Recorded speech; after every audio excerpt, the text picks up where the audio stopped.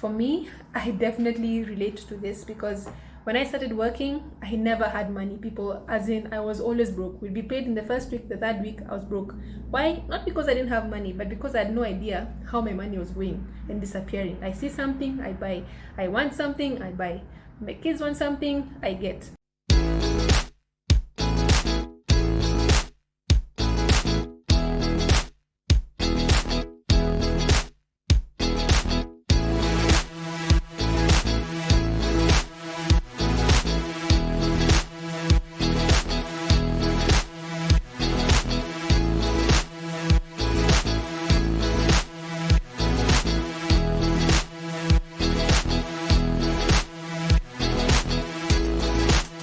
What's up, beautiful people? Welcome back to the Fun Investors. My name is McKenna, and we're here to help you manage your money and save some money through making a budget. So the first thing we'll take you through is what is a budget. Second, the importance and the ins and outs of budgeting. And third, what a budget looks like. So stay tuned to the end because you definitely do not want to miss any of this. If it is your first time here, thank you so much for joining us. Please remember to hit the notification button down there and subscribe down there. And also remember to leave a comment if you like what you see, and if you want to learn more or you want us to give you more content, leave a comment and let us know what you'd like us to leave. If you've been with us for a while, thank you so much. We really appreciate your support. So then, let's dive right in. What is a budget? So according to Clever Girl Finance, a budget is a tool that helps you succeed with your finances. You can look at it as an act of personal responsibility or accountability towards growing your finances. For me, I definitely relate to this because when I started working, I never had money. People, as in, I was always broke. We'd be paid in the first week, the third week, I was broke. Why? Not because I didn't have money, but because I had no idea how my money was going and disappearing. I see something, I buy. I want something, I buy. My kids want something, I get. But once I learned the trick and the secret to budgeting, this was like a game changer, people. Game changer. So I want you guys to get a piece of paper and pen because there's so much we're going to learn. Get somewhere to sit and just to listen and reflect on what we're about to learn, okay? Gwen, please take us through the ins and outs and importance of budgeting. Thank you, McKenna. I will begin by saying set realistic goals. Write down a list of what you value the most. Ask yourself, what is important to me, to people around me, to people I care for, and to people that I'm responsible for. For example, my children or even my siblings. What is it that they really need that I need to provide for them before you set a budget? Look at it keenly and see what your money can do for you, depending on the values that you have.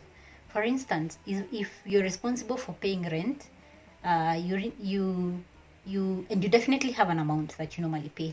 Let's say you pay 20,000 per month. Sit down and tell yourself, in case of anything, I'll need this amount of money, this 20,000, for the next 2 to 3 months, in case anything went wrong, and this is how much I'll be able to save, depending on what I am earning currently. Secondly, if it is education for your children, look around and see if your children are still small, they have not started school, or they're also in school, or you're still shopping for schools. Look around how much school fees it would cost you for your child to go through elementary school or primary school or secondary school. Look around and see, this is the much school fees I'll be asked for, and for this long, and this is how much I'll need. So I'll be able to put aside this amount of money each and every month to cater for the education of my kids. If you're thinking of going for holiday, it's always good to do such things. So if you're thinking of going to Bahamas, if you're thinking of going to South Africa, if you're thinking of going to whichever place you're thinking of going to, look at the expense that you will incur for you to get there, the expense that you will incur for you staying there, and what you'll probably need to buy while you're there. Budget each and every little single thing, and you realize, by the way, holidays are affordable if you budget for them. So if it's something important to you, list it down and find out how much money you need for that and go for it. If you want to buy something that is luxury, let's say a luxury car or even a luxury watch, find out how much it would cost you to have it and probably insure it for it to be safe, and go ahead and save little by little to get to your goal. As you all know, kidogo kidogo hujaza kibaba. That's it from me about setting realistic goals, and over to you, Mugambi. After setting your goals, what you need to do is to identify your income and expenses. A budget will differ from one person to another, again based on their levels of income. And what you need to do is buy a book or even create an Excel template in your laptop. One side, record all your sources of income on monthly basis. Could be from your salary, could be from your business, or even from that side hustle that you run on daily basis. That amount of money that is coming into your pocket, you need to record it on one side of your template. Then on the other side, record all your expenses. What I mean is that separate your fixed expenses from your variable expenses. The fixed expenses are those bills that you need to pay, and they do not vary from time to time on monthly basis. Could be your house rent, could be your monthly subscription for the DSTV, for your Wi-Fi, or even for your club membership. Those are things that are not likely to change over time. Reckon them as fixed expenses. Then on the other side, record all your variable expenses. These are the expenditures that you incur that tend to vary from time to time. Could be your transport, could be your food expenditure, could be your, again, maybe from your clothing, just list all of them. And for variable expenses, I would recommend that you track your spending on daily basis, so that at the end of every month, you're able to combine and get the totals on each and every item that you spend on. And you are able to compare between your total income and your total expenses at the end of every month. If your income exceeds your expenses, then it means more savings. Then, and if your expenses are more than your income, it means that you're doing badly and you're living beyond your means. And actually, it may even mean that you're borrowing to sustain your lifestyle. So be able to track your spending, be able to track your income, so that after 2 or 3 months, even if it's a boring exercise, just try it 1 or 2, 3 months, then you're able to know the trend of your spending, the trend of your income, and then again you're able to adjust accordingly and devise ways of minimizing the expenses and increasing on your savings.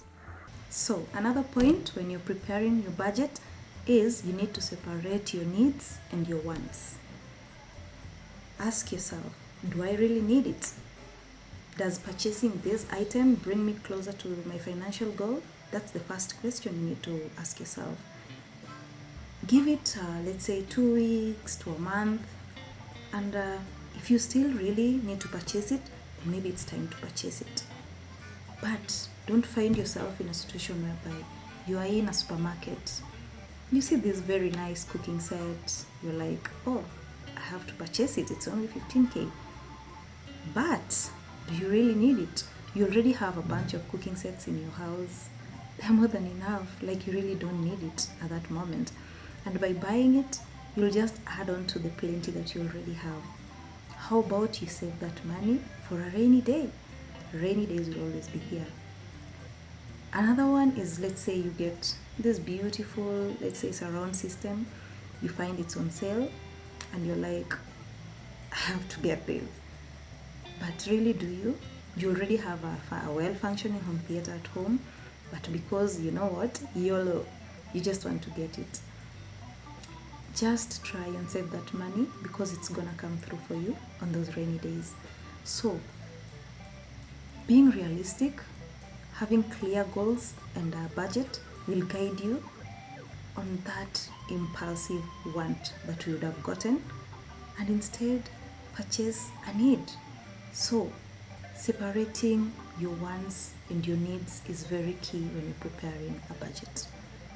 Make sure it is very clear and make sure they're aligned to your financial goals. So make sure you separate your needs and your wants when you're preparing a budget. Thank you so much, Brenda. The other thing you want to consider is what are your seasonal expenses. Seasonal expenses are things that don't recur as often as your monthly bills, but these are things that would come up maybe every quarter, every half year, or would come up maybe in a year's time or 2 years' time. But seasonal expenses are things like maybe your school fees that you would be paying once a semester, or something like even, bigger purchases like your insurance. If you're thinking about your vehicle insurance that comes up once in a year. So for seasonal expenses, it's important for you to factor that into your monthly budget, and such a thing would be helpful so that you don't have to get into debt for seasonal expenses. You can plan ahead. My second point would be about planning ahead, which is good. Yes, thinking long term. Something like, if you're planning to go on a holiday, if you're planning to go on a vacation 2 years from now, 3 years from now, you don't have to get into debt for such. So for your long term plans, maybe you're planning to even build a house, you're planning to acquire a real estate property. So for such a thing, you can be able to factor it into your monthly budget so that you're setting aside money intentionally for your long term expenses. Thank you very much, and over to you, McKenna. Awesome. Thank you so much, Esther, Brenda, Mugambi, and Gwen, for taking us through the importance and the ins and outs of budgeting. So now, before we go into seeing what a budget looks like, let me just briefly take you through the 50-30-20 rule. So the 50-30-20 rule is basically a rule that allows you and helps you manage how to make your budget. Okay, so 50% is the needs. Now, under the needs, I divide it as 40% as utilities and needs, 10% as tithe. So once you've tithed, the other 40% goes to things like rent, school fees, if you're doing school fees monthly, and then the usual bills, water bills, electricity bills, those sort of things. Then second is the 30%. Under 30%, I like to divide it in two again. 15% goes to savings, and the other 15% goes to paying off your debts. So maybe you have student loans like HELP, maybe you have Mshwari, maybe you have a mobile loan, a car loan, a mortgage. There's many things happening there, yeah? You can put that under 15% to pay off pole every month. And then the other 15% goes into savings. You can either save in the unit trust funds like money market, or you can save in the bank account if that is your thing, or you can save in a trust fund. It all depends on where you want to save. Lastly, we have what I call wants. Now the wants section is 20%. So under 20%, 10% I divide this 20% into two. 10% goes to the wants, which is things like shopping for yourself, like clothes and shoes, or taking yourself out for a drink with your friends, or going for a wax, or doing your hair, your nails, the works. The other 10% is now giving to family members or friends who are in need and who might need your assistance. If you watched our previous video on black tax, check it in the link down below. We talked about having a section in your salary where you save specifically to give to family members in time of need. So this is where that 10% falls. So that's the 50-30-20 rule that will take you through during that period of budgeting. And then lastly is the cash envelope system. Now, Dave Ramsey cash envelope system is a lifesaver for me because I have been able to learn how to manage my money, especially weekly. It sounds like a tedious task to divide your money weekly, but people, imagine this helps, especially if money for you just seems to find its way out of your hands and your pocket and your bank account easily. This really helps. So how it works is you get 4 envelopes or 5 depending on how many weeks they are in that month. Each week has an envelope for itself. I personally like to use cash, but if I can't use cash, I'll divide it as a virtual envelope on my phone. So how I'll do this is now I will have specific amount of money in my M-Pesa for that week. So my M-Pesa will be my envelope for the month, for the week. So every week I'll put like 7,000 shillings in my M-Pesa or 7,000 shillings cash in an envelope. And within that week, I can only spend 7,000 shillings. This 7,000 shillings will be divided as maybe for groceries, for my wants, for maybe something I wanted and really I wanted to buy that particular week, or I randomly saw, a pair of shoes and I thought, okay, let's go buy this. But that specific amount of money for that week is for that week. The beauty about this is it helps you see yourself through the week without either overspending, or you're even able to save because you're like, I don't need all these things. So you're able to save your money and it flows through to the next week. There's some weeks that will be difficult, so you might use a bit more than you needed to in that week. You will be able to now, from the time that you remember, there's the week that maybe you had more money and it went through and followed through into the next week. So because one of those weeks you'll have way more money, you're able to use the money from that week to help you with a week that has a bit of that has a lot of money being used because of maybe various needs that have occurred in that week.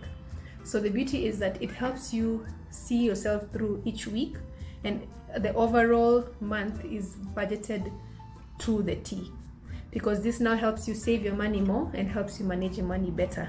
Okay, so let's go right into the template and let's see how a budget looks like and how to spread our money on our budget.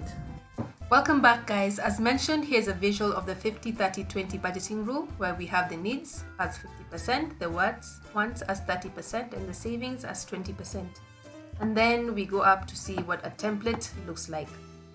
So this is an example of a template. The income section you put as the beginning so that you understand how to spread your money below. Then we spread our money based on the 50-30-20 budgeting rule. So we'll spread our different utilities, wants and needs across, and then have the totals put over there. We then have a section for debt for the month. Maybe you owed someone some money, so it's good to write it down and be able to know how to pay it back throughout the month or throughout the year. And lastly, you also have a column where you want to save for a trip or save for something like moving, so have that column over here. So if you need a template just like this, please feel free to leave a comment down below in the comment section and say I need a template. Thank you. Awesome, guys. So I hope you learned how to make the budget, and I hope you understood better what a budget looks like. So thank you once again for staying with us till the end, and thank you for staying with Esther, Gwen, Mugambi, Bree, and I. And we just hope that you stay tuned to more videos by hitting the notification button. Subscribe if you still haven't subscribed. Leave a comment down below. We would really love to hear from you. So until next time, see you.